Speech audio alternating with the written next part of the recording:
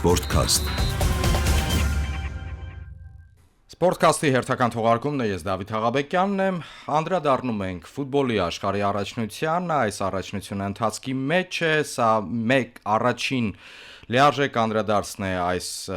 առաջնությանը, իմ հյուրն է մարզական մեկնաբան Էրնեստ Շաբոյանը, Էրնեստ, շնորհակալ եմ հրավերս ընդունելու համար։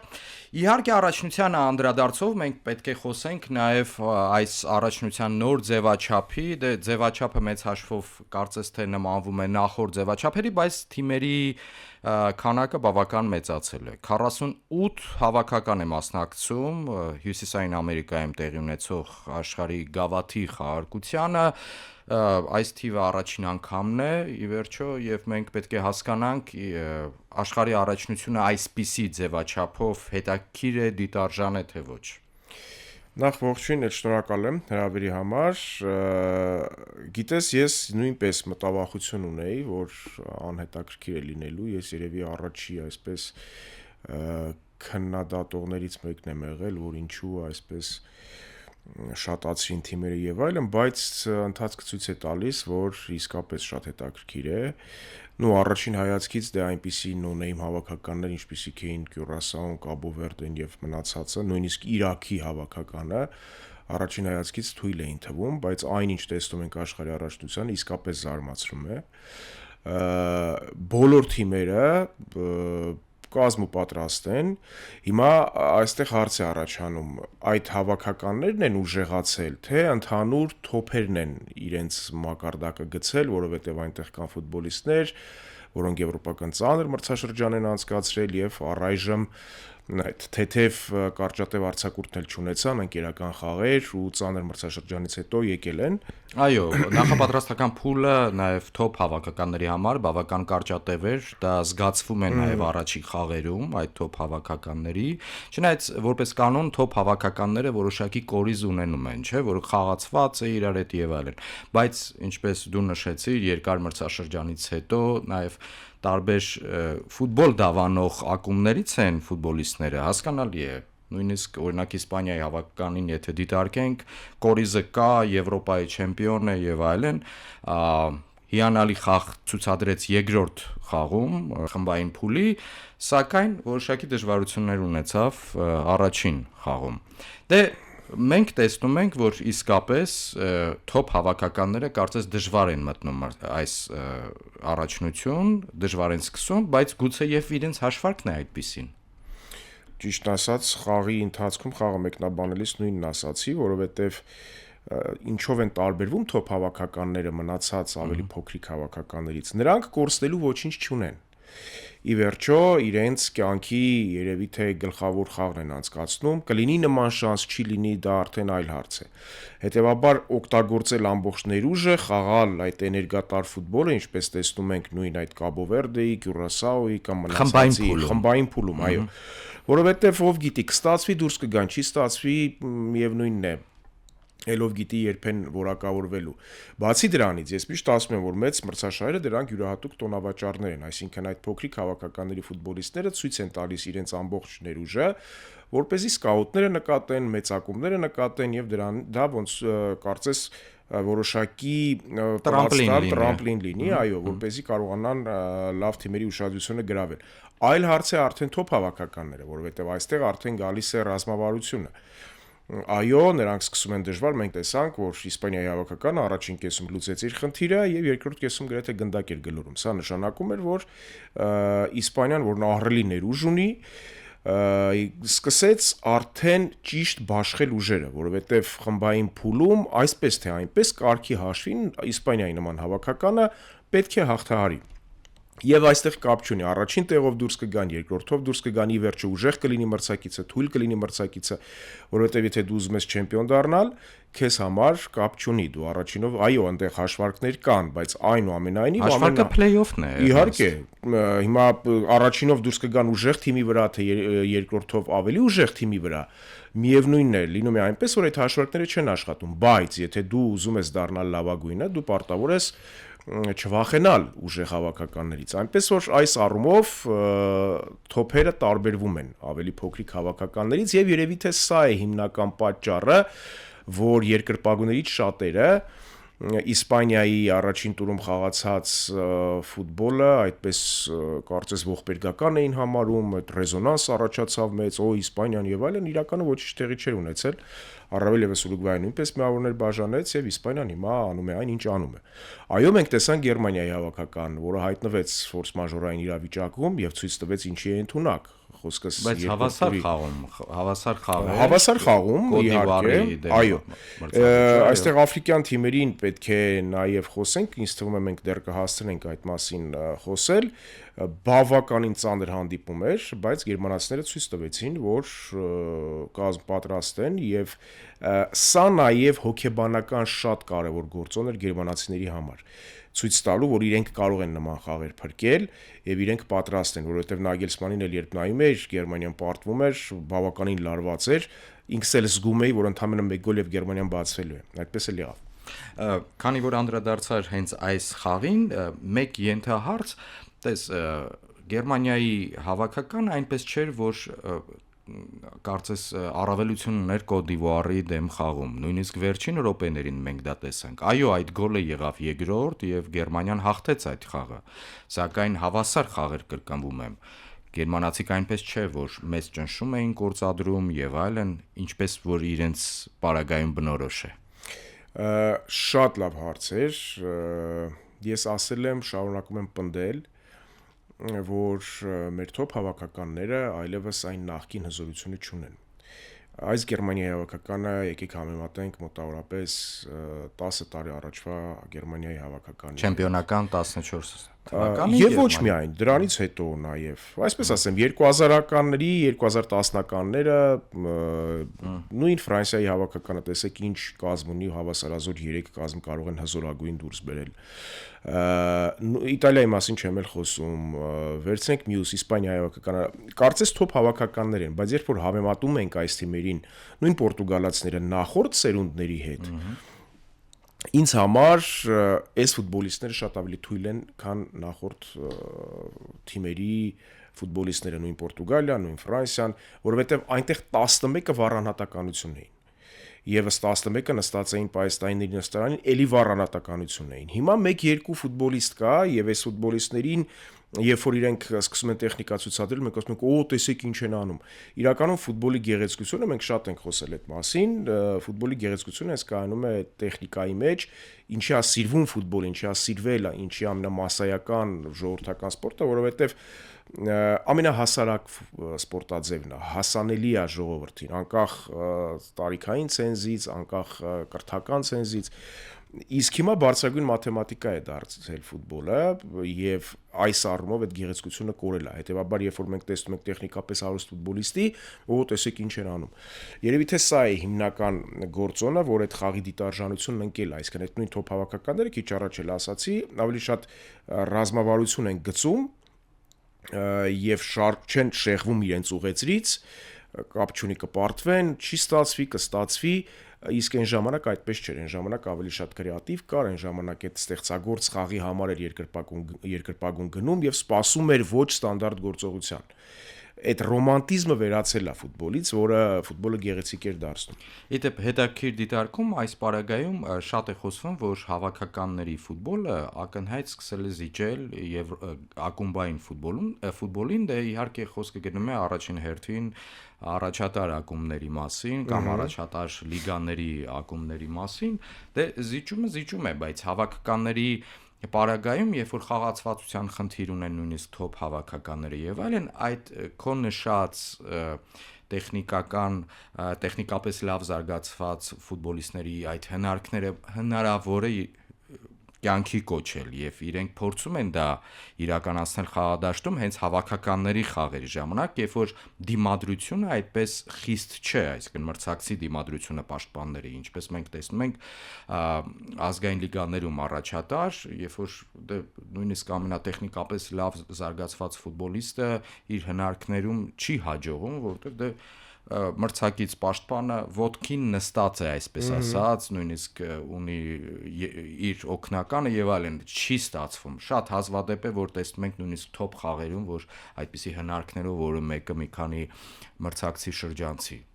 Ես շատ ճիշտ դիտարկում էր, Ասեմ ավելին, այսօր մարզիչները արգելում են անգամ շատ ֆուտբոլիստների տեխնիկական գործողություններ կատարել։ Հավաքականների պարագայում է։ Չէ, հավաքականների պարագայում չէ, ակումբների։ Իսկ երբ դու ամեն օր նույն բանն ես անում, անկախ նրանից դու տեխնիկապես հարուստ ես թե ոչ, դա արդեն դառնում է քո առօրյան եւ հավաքականում փորձերն էլ կարող են նույն արդյունքի բերել։ Եկեք վերցնենք Բրազիլիան։ Բրազիլական ֆուտբոլում շատ վաղուց տեխնիկապես հագեցած ֆուտբոլիստների ճգնաժամ կա։ Նայեք, ասում եմ ֆուտբոլային օրաններ, որտեղից հիմնականում Եվրոպային լցվում ֆուտբոլիստներ, գեղեցկացնում էին խաղը, աշխարհի լավագույն ֆուտբոլիստներ էին դառնում, նույն Արգենտինան, նույն Բրազիլիան, նույն Ուրուգվայը։ Սա հետադարձ կապով է ինձ թվում է Էրնեստ։ Դե եվրոպական թոփ ակումբները վերցնում են բրազիլացի այն ֆուտբոլիստներին պայմանագրերին կնքում, որոնք որ իրենց անհրաժեշտ են։ Լավ պաշտպաններ, լավ կիսապաշտպաններ։ Իսկ կան արդյոք դրանք այսօր։ Դե ամեն դեպքում արդյունավետություն ունեն Դե հիմա իրենք այդ Մատեուս թոփ Կունյային ակումբները։ եկեք համեմատենք Բրազիլիայի մոտավորապես 10-15 տարվա առաջվա իր դիրքի ֆուտբոլիստի հետ։ Դե հարցակման գծի մասին ես խոսում։ Ոչ միայն։ Նշում եմ, ենթադրենք հենակետային կիսապաշտպաններ կամ պաշտպաններ, որոնք թոփ ակումբներում են խաղում եւ այդ գծերով Բրազիլիան որևէ մեկին չի զիջում։ Օրինակ եմ ասում։ Հիմա երբ որ այդպիսի ֆուտբոլիստներ խաղում են թոփ ակումբներում եվրոպական, ինչպես կարող է Բրազիլիան իրենց չհրավիրի եւ հիմնական կազմում իրենք չխաղան Բրազիլիայի հավաքականի։ Ես համաձայն եմ, բայց տեսեք, այստեղ ինչն է խնդիրը, որ այդ մակարդակը, որն ուներ առաջ Բրազիլիան եւ Արգենտինան, այն ֆուտբոլային գերտերությունները, իրենք այլևս չկան։ Այսինքն այդ մակարդակի ֆուտբոլիստ այսօր որքան էլ մանգակ, եկեք նայենք խոշորացույցով չենք ճարելու։ Մեսիի մասին չենք։ Մեսին այլ տարբերակ է, Մեսին արդեն գնում է թոշակի, Մեսին կանգնած վիճակում այլ մոլորակային ֆուտբոլ է խաղում, չեմ ուզում համատել։ Այո, կա Խուլիան Ալվարես, կա Լաուտարո Մարտինես, ֆանտաստիկ ֆուտբոլիստներ։ Բայց հարմարեցված եվրոպական Այո, ֆուտբոլին։ հարմարեցված եվրոպական, այսինքն այս առումով այդ այսպես ասեմ, Բրազիլիան հեռացել է իր ավանդույթներից, ֆուտբոլային ավանդույթներից։ Ներսում բրազիլական առաջնությունում այդ ամենը կա, բայց միևնույնն է, մակարդակը էլի շատ ցածր է։ Նույնը Արգենտինային է վերաբերում։ Եթե կան 1-2 տաղանդներ, նրանց շատ արագ, ինչպես դու քիչ առաջ նշեցիր, գողանում են թոփ ակումբները եւ արդեն դաստիարակում են ըստ իրենց ու վերանում է այդ ավանդույթները։ Հետո արդեն կգնաս հավաքական կփորձես թե չես փորձի, դա բոլորովին այլ խնդիր է։ Այսինքն ընդհանուր առմամբ համաշխարհային ֆուտբոլում գեղեցկության ճգնաժամ կա, տեխնիկայի ճգնաժամ կա, որովհետեւ ֆուտբոլը դարձել է բարձրագույն մաթեմատիկա եւ բոլորը շարժվում են մեկ ընդհանուր ճանապարհով։ Այս առումով իհարկե գլխավոր մեղավորը մեր շատ սիրելի Պեպ Գվարդիոլան է, որին որքան էլ հեղափոխական ենք հաշվարկային ֆուտբոլի փչացրեց ֆուտբոլը, այո։ Այդ հաշվարկային։ Վերադառնանք այն հարցին, որից որ սկսեցինք,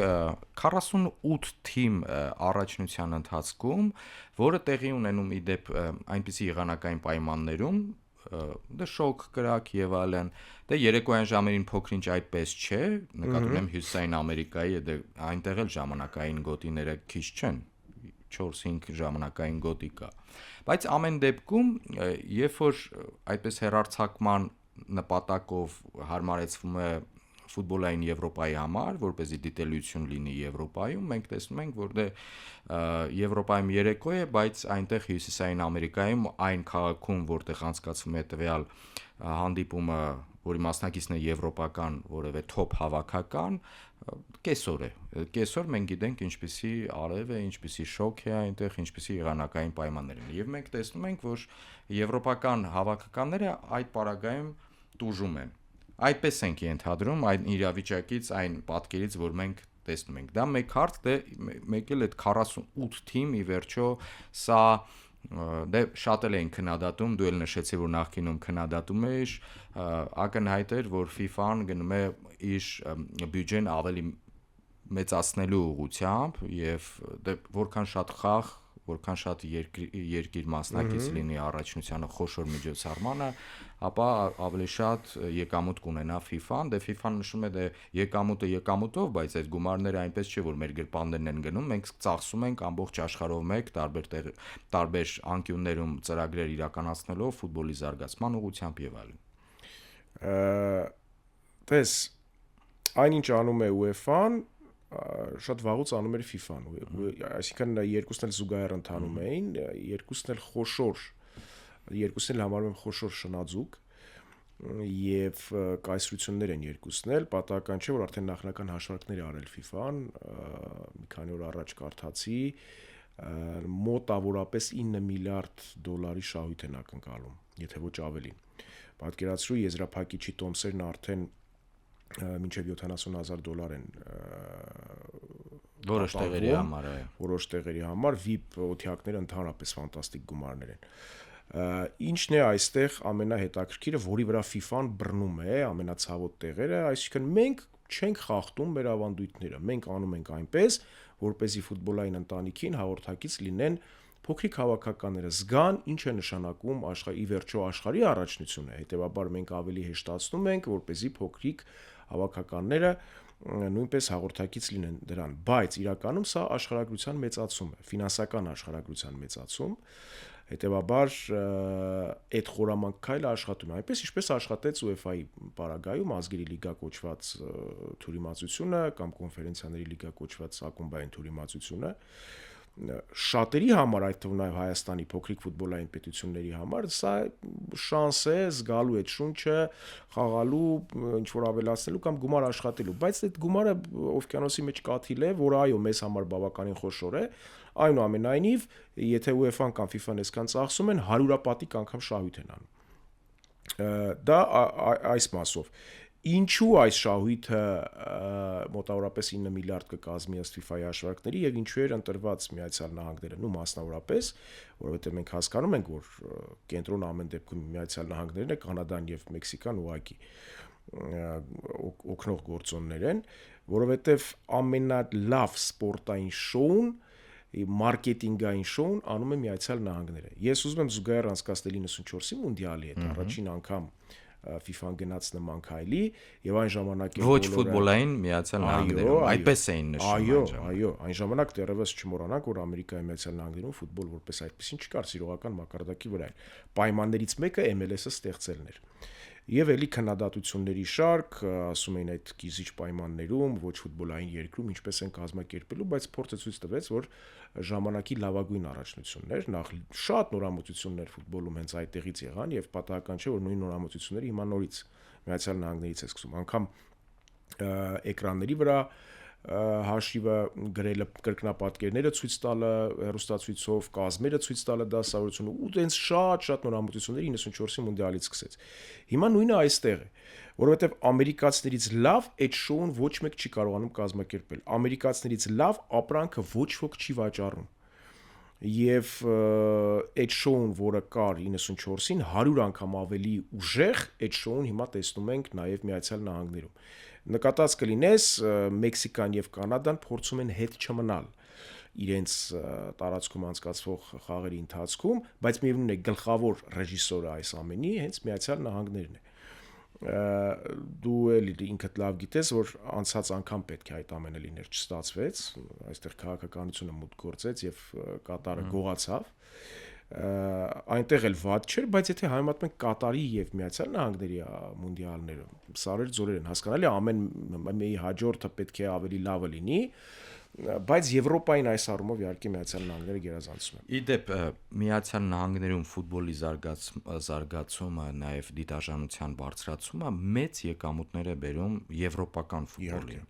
Եվրոպական բոլոր թոփ ակումբները իրենց ուղինիշը վերցնում են Միացյալ Նահանգների ուղղությամբ հեռարձակումները։ Մենք գիտենք, որ այդտեղ առաջատարը Անգլիայի Պրեմիեր լիգան է եւ յուրաքանչյուր այս վերջի տարիներից յուրաքանչյուրում մեծ եկամուտներ ունի հեռարձակումներից հենց Միացյալ Նահանգներում։ Եվ դա այսպես իսկապես կոպիտ ասած բերում է եկամուտներ եվրոպական ֆուտբոլին։ Եվ Միացյալ Նահանգներում այսպիսի ֆուտբոլային մեծ թոփ այսպես եւս մեկ քայլ է, մեծ եկամուտներ, մեծ հնարավորություններ, իհարկե ասիական շուկան այլ բան է եւ այլն, բայց հենց Միացյալ Նահանգներն են ուղենիշը եւ այստեղ եվրոպացիները դժգոհության շատ այսպես հարցեր չունեն, ինձ թվում է։ Ընդհանրապես չունեն։ Fox ընկերությունը այսօր երևի կյանքի լավագույն գործարքներից մեկն է կնքել։ ֆուտբոլային վերլուծական հաղորդումները, հեռարձակումները պատկանում են իրենց, ասեմ ավելին, եթե վատը լիներ կամ չլիներ սպասելիքները մեծ, անգամ YouTube-ը չէր խառնվի այս գործին, որովհետև YouTube-ի VIP հետևորդները հնարավորություն ունեն ուղիղ եթերով դիտելու, այսինքն այդ պայմանագիրը շատ ավելի վաղ էր կնքվել։ Այսպես եթե նայում ենք գլոբալ առումով, ամեն ինչ արել է FIFA-ն, ֆանտաստիկ պայմանագրեր, եւ այս դեպքում շահում են բոլորը։ Հիմա շատ են, չէ՞, քննադատում այդ ջրային դաթարների ժամանակ ամենաթանկ գովազդներն են, շատ վաղուց է Ամերիկայում այդ պրակտիկան գործում, ես երեք էլ ասացի, ընդհանրապես կապ չունի, դա ընդունված ձև է, նույնիսկ մանկապատանեկան ֆուտբոլում մարզումների ժամանակ այդ ջրային դաթարները միշտ կան։ Այլ բան է, որ դրանք շատ ռացիոնալ են օգտագործում, այսինքն նույնիսկ այդ մի քանի րոպեն իրենք պատկերացրեք ինչպես են օգտագործում մարքեթինգի առումով։ Խնդրեմ, ջրային դաթարը գովազդ երևաց 700,000 կաթած գանձարան։ Ինչպես NBA-ում կամ NHL-ում մենք տեսնում ենք այդ փոքրիկ դաթարները գովազդներով լի են։ Եթե իհարկե դիտում ենք ամերիկյան հեռարձակումը։ Այո, եթե դիտում ենք ամերիկյան հեռարձակումը, այնպես որ այս դեպքում շահում են բոլոր կողմերը։ Պատահական չի, որ Ինֆանտինոն քանի անգամ հանդիպեց Դոնալդ Թրամփի հետ, այստեղ նաև քաղաքական գործոն կար, շատ չխորանանք, բայց Միացյալ Նահանգները շատ լավ գիտեր ինչ է կատարվելու, գլոբալ աշխարհակաղակական իրավիճակի մասին է խոսքը եւ մի փոքր այսպես soft քաղաքականությունը, տեսեք, մեզ ագրեսոր մի դիտեք, մենք նաև այսպիսի միջոցառումներ ենք կառուցում։ Իդեպ Ամերիկայում ընկերներ ունեմ, ասում են էյֆորիայի պակաս Միացյալ Նահանգներում չկա, այսինքն հերթական անգամ ամերիկացիները շատ սահուն, շատ գեղեցիկ աշխարհի ուշադրությունը սևեռեցին բոլորովին այլ ուղղությամբ, երբ կուլուարների հետևում բոլորովին այլ բան է կատարվում։ Սա նույնպես քաղաքականություն է եւ Միացյալ Նահանգները հրաշալի է ամեն օգտագործում։ Մեր ունկնդիրներին եւ ակնդիրներին հիշեցնեմ, որ իմ հյուրն է մարզական մեկնաբան Էրնեստ Շաբոյանը։ Էրնեստ, եւս մի հարցի անդրադառնանք, որի մասին փոքրինչ խոսեցինք այս ընթացքում։ Ով է այստեղ ավելի շահում այսպիսի կիզիչ պայմաններում եւ այլն, երբ որ նախ մրցաշրջանը ակումբային ավարտվել է եւ շատ թոփ ակումբներից այս առաջնության աշխարհի մասնակից ֆուտբոլիստները բավական հոգնածություն են կուտակի եւ այլն։ Խոսեցիր, նշեցի, որ աֆրիկյան թիմերը կարծես փոքրինչ իրենց այսպես բազիսային սկզբնական պայմանները իրենց համար ավելի լավն են։ Եղանակային պայմանները հաստատ, որովհետև այդ ինչ արև պետք է լինի Միացյալ Նահանգներում, որ խանգարի աֆրիկացի ֆուտբոլիստերին, բացի դրանից իրենք հաշվարկներ չունեն, իրենք ֆիզիկապես նախ ամուր են։ Երկրորդ, դու մոռանում ես, որ աֆրիկյան թիմերը, աֆրիկացի ֆուտբոլիստները իրենք այդքան էլ կարգապահ չեն։ Առավել եւս, երբ խաղում են աշխարհի առաջնությունում, այնտեղ չկա ռազմավարություն։ Իրենք դուրս են գալիս, թողնում են դաշտում ամեն ինչ, նվիրվում են 200-300%-ով, չմտածելով հետագայի մասին։ Այսօր կստացվի, կխաղանք։ Նույն Կոտ դ'Իվուարը տես, նույն Կաբո Վերդեն նայի, եւ էլի հավաքական նույն Մարոկոն, Եգիպտոսը, այո։ Իհարկե մի քիչ այստեղ բացառություններ Թունիսը, բայց այնտեղ ընդհանրապես քաոսային իրավիճակ էր։ Այսինքն այս առումով ինչն է իրենց խանգարում։ Երբեք աֆրիկացիները խելացի ֆուտբոլ չեն խաղացել։ Իրենք խաղացել են ռոմանտիկ, չեմ ուզում ասել, այն ֆուտբոլը, որն իրենք սիրում են, այսինքն գցեն, վազեն, պայքարեն, մենապայքարներ հաղթեն, դնեն իրենց մինչև վերջ, դե թող տանջվի դիմացի հավաքական։ Բայց հավաքականի պարագայում դե Մարոկոն բոլորովին ուրիշ է։ Դե իհարկե Մարոկոն այսպես լիարժեք աֆրիկյան գուցե հավաքական չկարողանանք անվանել, չնայած այդ մայրցամաքի պետություն է, բայց ավելի շատ Իսպանիային, Եվրոպային մոտ է եւ կարծես թե այդտեղ մի քիչ տարբերություններ կան, կենտրոնական եւ հարավային Աֆրիկայի։ Դե ինչպես նշեցիր, այստեղ աֆրիկացիները դե եղանակային պայմանները իրենց համար գուցե եւ նույնիսկ ավելի իդեալական են, քան շատ-շատերի։ Բացի դրանից, աֆրիկյան ֆուտբոլը վերջին տասնամյակներում այսպես վերելք է ապրում եւ կարծես դրա ավարտը չի երևում, որտեվ նույնիսկ top ակումբներում եվրոպական որքան աֆրիկացիներ կան։ Էլ չեմ ասում տվյալ պետությունների անձնագրերը ստացած եւ տվյալ պետությունների հավաքականներում արդեն հանդես եկող ֆուտբոլիստների շատ են քննադատում Ֆրանսիայի հավաքականին, Բելգիայի, նույնիսկ մենք Գերմանիայի հավաքականի պարագայում ես փորձում եմ այս Կոդիվուարի հետ խաղի ընթացքում հաշվել թե քանի գերմանացի այնտեղ կա, այլ ոչ թե հասկանալի է ունեն համայնքներ թուրքական, Աֆրիկայի պետություններից եւ այլն։ Գուցե լիարժեք իրենց պետության քաղաքացի են, բայց որքան են փոխվել եվրոպական թիմերը։ Միանշանակ ճիշտ ես ասում։ Հիշում ես ժամանակին, երբ Սամուել Կուֆուրը հարավիրվեց Գերմանիայի հավաքական, հետո Դավիթ Օդոնկորը, որը ավելի շատ մուլատ էր, Գերմանիայում ինչ բում առաջացավ, դե մենք էլ այդ ավանդույթները խախտեցինք, բայց հիմա տեսնում ենք ինչա կատարվում։ Սա եւս խորքային պատճառներ ունի։ Ես միշտ սիրում եմ ասել, որ Եվրոպա հասկացողությունն է, այլևս վաղուց գոյություն չունի։ Պատճառները շատ են, չեմ ուզում խորանալ, շեղվել մեր հիմնական թեմայից, բայց եթե նայում ենք ֆուտբոլային առումով, սա ամենաէժան աշխատաշուկան է, այսինքն այսօր կա երկու էժան աշխատաշուկա ֆուտբոլային առումով, մեկը այդ սերբականն է, ու այնտեղ նախկին Հարավսլավիայի պետությունները, երբ ակումբները գնում են այդ ֆուտբոլիստերին, մի քանի տարի հետո 10 անգամ, 20 անգամ ավելի վաճառում, եւ կա աֆրիկյան շուկան, որը միշտ մատակարարում է։ Իհարկե դրա սկիզբը դրեց Պորտուգալիան ժամանակին Մոզամբիկով, եւ հիմա կարծես թե ու այդ վարակը տարածվեց։ Այսինքն այն գաղութային քաղաքականությունը, որը վարում էին եվրոպական մեծ տերությունները, իրենք օգտագործեցին նաեւ ֆուտբոլային առումով։ Հիմա դրա ձեռքը կրակն են ընկել։ Բայց մյուս կողմից նույն Ֆրանսիայում եկեք նայենք, նույն Իտալիայի մասին չեմ խոսում էլի, Նիդերլանդների հավաքականը նայենք, ֆուտբոլիստների պակաս զգացվում է, իհարկե զգացվում է։ Ու այդ վակուումը լցնում են այս ֆուտբոլիստները, որոնք շատ հեշտ դաստիարակվող են, ֆիզիկապես ամուր են, ել ինչ է պետք։ Այսինքն նատուրալիզացման process-ը, որի դեմ ժամանակին եվրոպական ֆուտբոլը կարծես արշավանք սկսեց, քարկոծում էին, նույնիսկ լիմիտներ էին սահմանում, հիմա այլևս այդպես չի, որովհետև այդ նույն աֆրիկացի ֆուտբոլիստներն էլ շատ լավ հասկանում են, որ կարող են իրենց տունը բնակարանը, չգիտեմ, վաճառել մի կերպ տրեյլերով կամ չգիտեմ վագոնի մեջ մի կերպ հասնել ոչ լեգալ ձևով Եվրոպա, այնտեղ աչքի ընկնել ֆուտբոլային առումով, մնացածը կանեն ակումբները, որովհետև վաղը մյուսօր իրենք պետք են գալու, այսինքն լավ կյանքի հետևից գնում են ու շատ արագ նաև գալիս են հավաքականներ։ Այդտեղ էլ է գեղեցկությունը կորել։ Հիմա իսկապես ֆանտաստիկ է, այն ժամանակ մենք երբ կարդում էինք, ասում ենք դե լավ Դի Ստեֆանոն 3 հավաքական է խաղացել, էս ինչ է կատարվել, հիմա ֆուտբոլիստին դնում են ընտրության առաջ, ընտրել աֆրիկյան էս ինչ երկիրը, թե ընտրել եվրոպական էս ինչ երկիրը։ Կամ հարազատ եղբայրները մեկը խաղում է եվրոպական, մեկը։ Հենց որ այս առումով ֆուտբոլը նույնպես, չգիտեմ, ասեմ տուժել է թե չէ, ինձ համար միգուցե տուժել է, որովհետև եթե մենք խոսում ենք հավաքականի մասին, առաջին հայացքից իրավական ամեն ինչ ճիշտ է արվում, քաղաքացիությունը տվեցին, տատիկն է, պապիկն է, չգիտեմ, ոնց ուզում ես նայի, հնարավորություն ունես, դու քաղաքացի ես, խաղում ես։ Բայց գլոբալիզացիա է։ Այո, նայ Ֆրանսիայի հավաքականում քանի ֆրանսիացիներով ֆրանսիացի կգտնես։ Հա, հասկանալի։ Եվ վերջին 2-3 րոպեն է, մենք ինչ ենք ակնկալում, ինչ ենք տեսնում, ովքեր են ֆավորիտներ, դրա մասին շատ է խոսվում բան, բայց այն ինչ որ մենք արդեն իսկ մինչ այս պահը, մինչ այսօրը տեսել ենք եվրոպական հավաքականների պարագայում,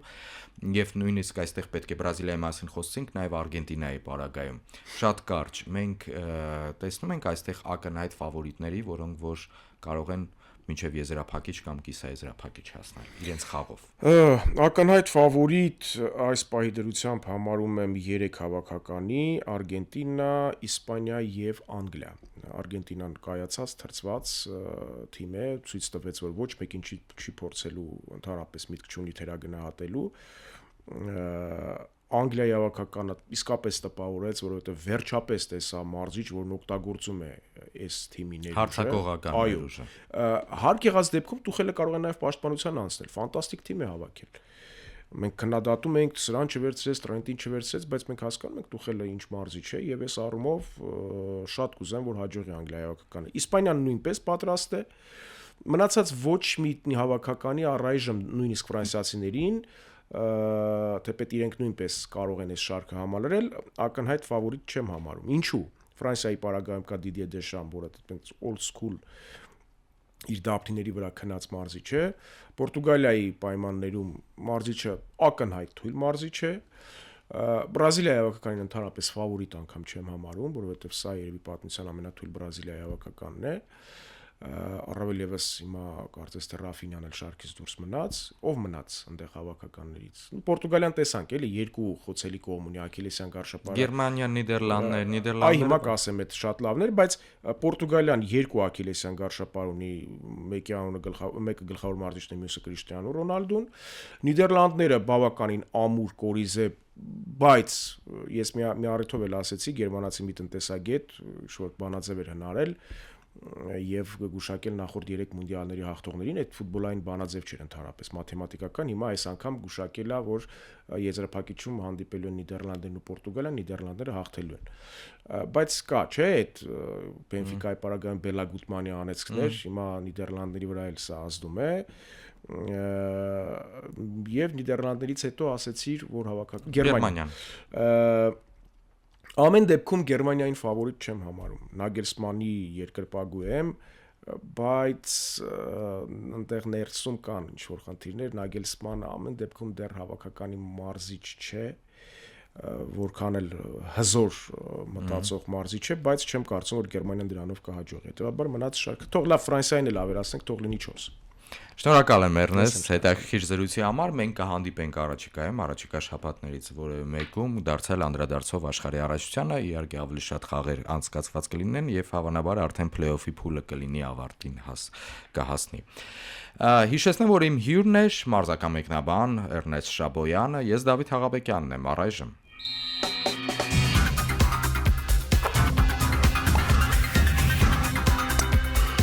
Sportcast